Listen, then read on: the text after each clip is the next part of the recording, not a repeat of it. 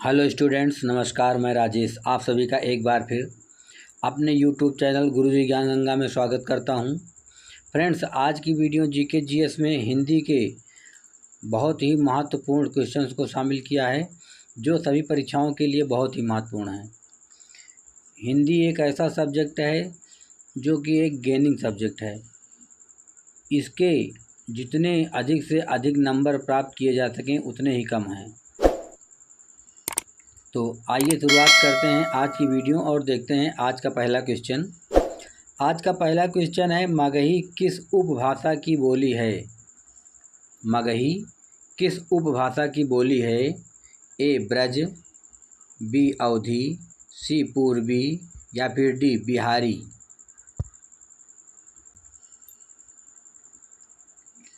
इसका right answer है D Bihari. Magahi Bihari उपभाषा की बोली है, तो इसका राइट आंसर है डी। अगला क्वेश्चन है, इनमें से कौन पश्चिमी हिंदी की बोली नहीं है? इनमें से कौन पश्चिमी हिंदी की बोली नहीं है? ए कौरवी, बी बुंदेली, सी मारवाड़ी या फिर डी कन्नौजी। इसका राइट आंसर है ए कौरवी। कौरवी जो है वो पश्चिमी हिंदी की बोली नहीं है, तो इसका राइट आंसर है ए। अगला क्वेश्चन है, वर्तमान समय में संविधान द्वारा स्वीकृत भाषाओं की संख्या कितनी है? वर्तमान समय में संविधान द्वारा स्वीकृत भाषाओं की संख्या कितनी है? ए 14, बी 20, सी 22 या फिर डी 26। इसका राइट आंसर है सी 22। वर्तमान समय में संविधान द्वारा स्वीकृत भाषाओं की संख्या 22 है, तो इसका राइट आंसर है सी 22। वर्तमान समय में संविधान द्वारा स्वीकृत भाषाओं की संख्या 22 है, तो इसका राइट आंसर है सी। अगला क्वेश्चन है, छायावाद की प्रमुख कवि कौन हैं? निम्न में से छायावाद का प्रमुख कवि कौन है? ए मीराबाई, बी सूरदास, सी जयशंकर प्रसाद या फिर डी मैथिली शरण गुप्त।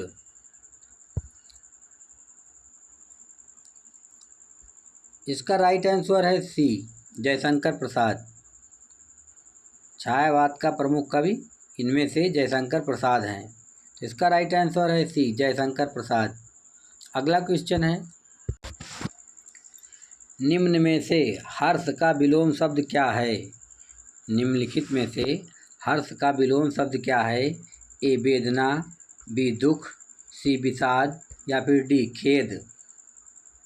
इसका राइट आंसर है सी विषाद।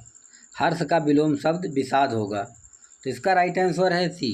अगला क्वेश्चन है, शब्द रचना में किसका योगदान नहीं होता?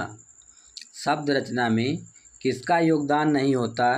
ए प्रत्यय का, बी पद का, सी धातु का या फिर डी उपसर्ग का। निम्नलिखित में से किसका योगदान शब्द रचना में नहीं होता? इसका राइट आंसर है बी पद।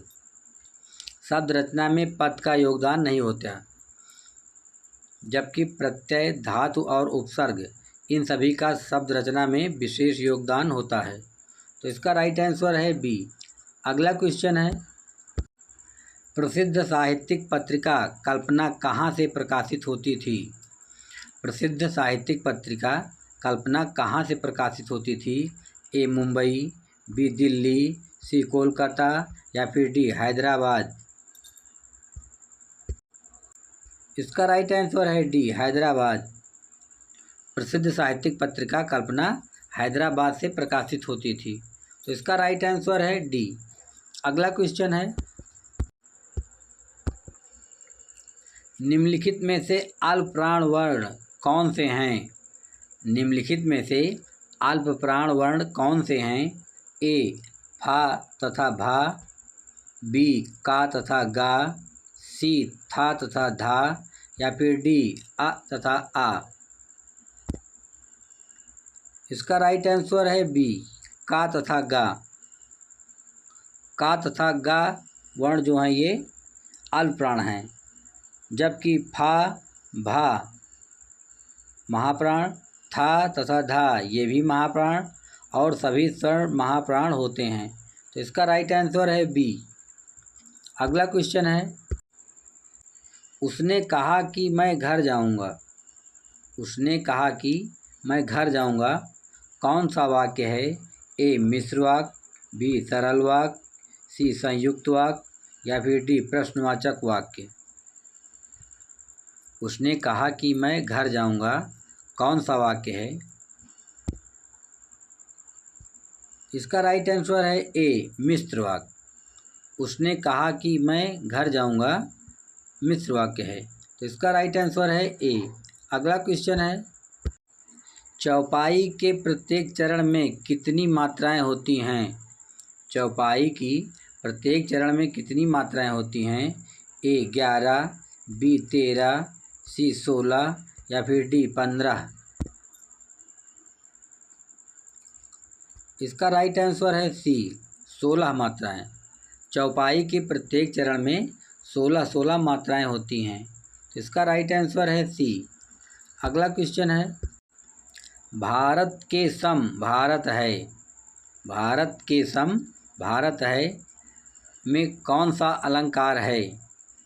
ए रूपक अलंकार, बी उपमा अलंकार, सी अनन्वय अलंकार या फिर डी यमक अलंकार। इसका राइट आंसर है सी अनन्वय अलंकार। अगला क्वेश्चन है, हिंदी भाषा की बोलियों के वर्गीकरण के आधार पर छत्तीसगढ़ी बोली कौन सी है? हिंदी भाषा की बोलियों के वर्गीकरण के आधार पर छत्तीसगढ़ी बोली कौन सी है? ए पूर्वी हिंदी, बी पश्चिमी हिंदी, सी पहाड़ी हिंदी या फिर डी राजस्थानी हिंदी।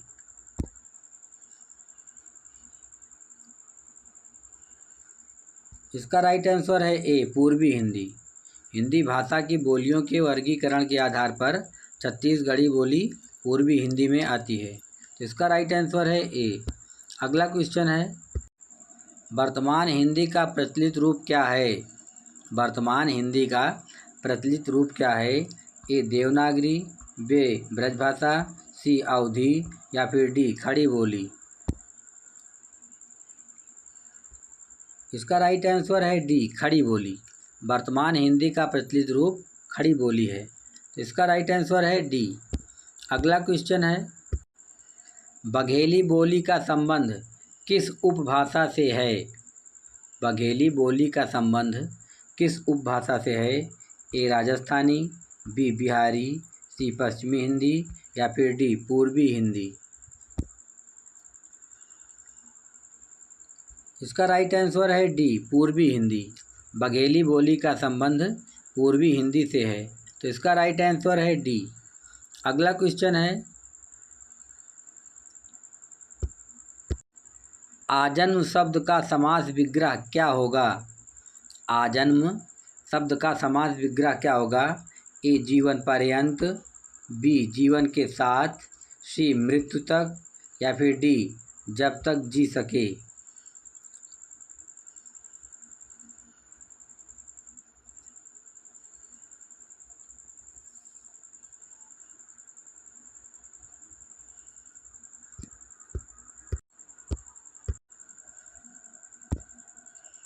इसका राइट आंसर है ए जीवन पर्यंत। आजन्म शब्द का समास विग्रह होगा जीवन पर्यंत, तो इसका राइट आंसर है ए।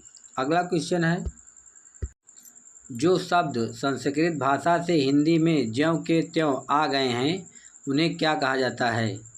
जो शब्द संस्कृत भाषा से हिंदी में ज्यों के त्यों आ गए हैं उन्हें क्या कहते हैं? ए तत्सम, बी तद्भव, सी देशज या फिर डी विदेशज। इसका राइट आंसर है ए तत्सम। जो शब्द संस्कृत भाषा से हिंदी में ज्यों के त्यों आ गए हैं उन्हें तत्सम शब्द कहा जाता है, तो इसका राइट आंसर है ए। अगला क्वेश्चन है, निम्न में से कौन सा शब्द तुर्की भाषा का शब्द है? निम्न में से कौन सा शब्द तुर्की भाषा का शब्द है? ए कैंची, बी कमरा, सी रिक्शा या फिर डी चाय।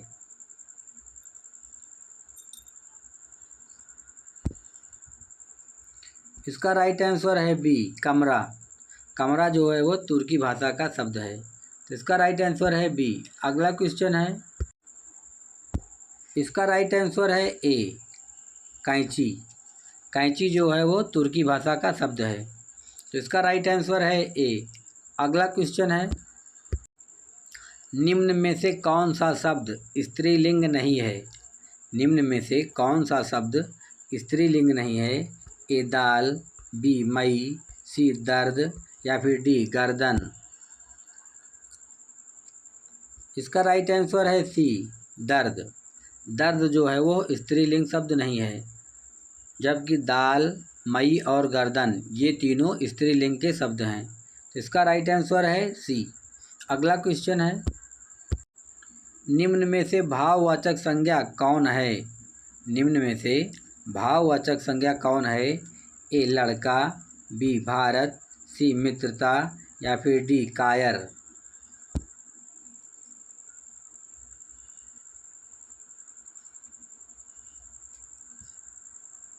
इसका राइट आंसर है सी।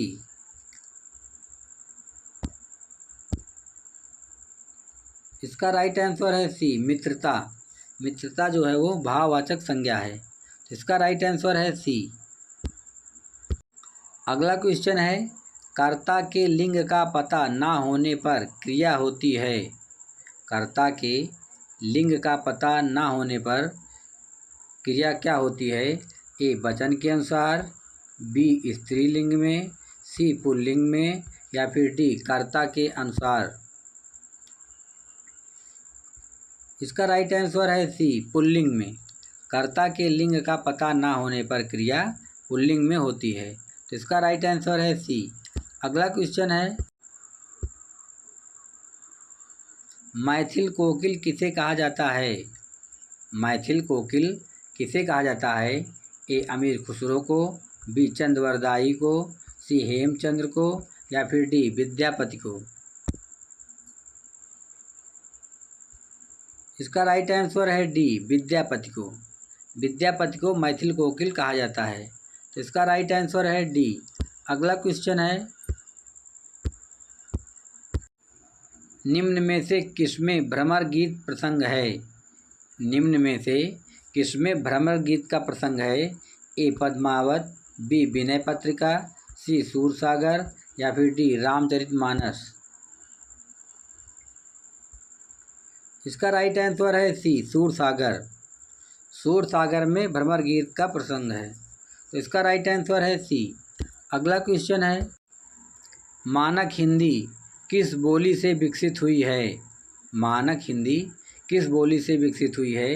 ए ब्रजभाषा से, बी खड़ी बोली से, सी पहाड़ी हिंदी से या फिर डी अवधी भाषा से।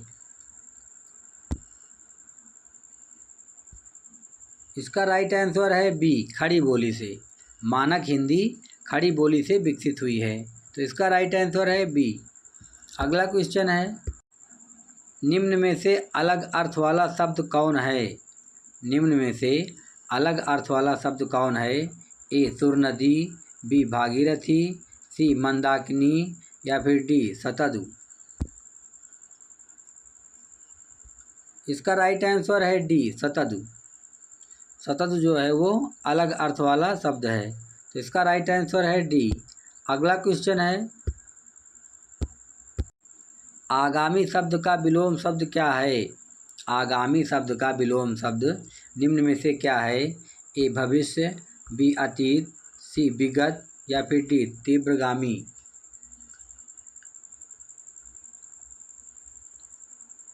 इसका राइट आंसर है सी विगत। आगामी शब्द का विलोम होगा विगत, तो इसका राइट आंसर है सी। अगला क्वेश्चन है, मोक्ष की इच्छा रखने वाला क्या कहलाता है? मोक्ष की इच्छा रखने वाला क्या कहलाता है? ए सन्यासी, बी तपस्वी, सी मुमुक्षु या फिर डी योगी। इसका राइट आंसर है सी मुमुक्षु। मोक्ष की इच्छा रखने वाले को मुमुक्षु कहा जाता है, तो तो इसका राइट आंसर है सी। अगला क्वेश्चन है, निम्न में से कौन सा शब्द दंत वर्ण है? निम्न में से कौन सा शब्द दंत वर्ण है? ए जा, बी बा, सी दा या फिर डी माँ। इसका राइट आंसर है सी दा। दा जो है वो दंत वर्ण है, बाकी जा जो है वो तालु, बा ओष्ठ तथा माँ ये भी ओष्ठ वर्ण है। अगला क्वेश्चन है, हंस पद विराम चिन्ह का प्रयोग कहाँ होता है?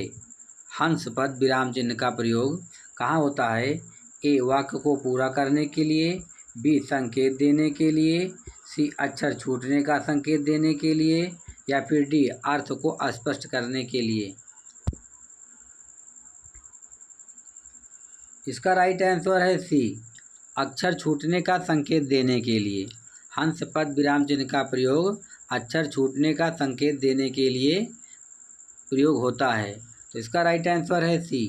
अगला क्वेश्चन है, बच्चा शब्द का तत्सम रूप क्या होगा? बच्चा शब्द का तत्सम रूप क्या होगा? ए बच्च, सी बालक, सी वत्स या फिर डी बाल।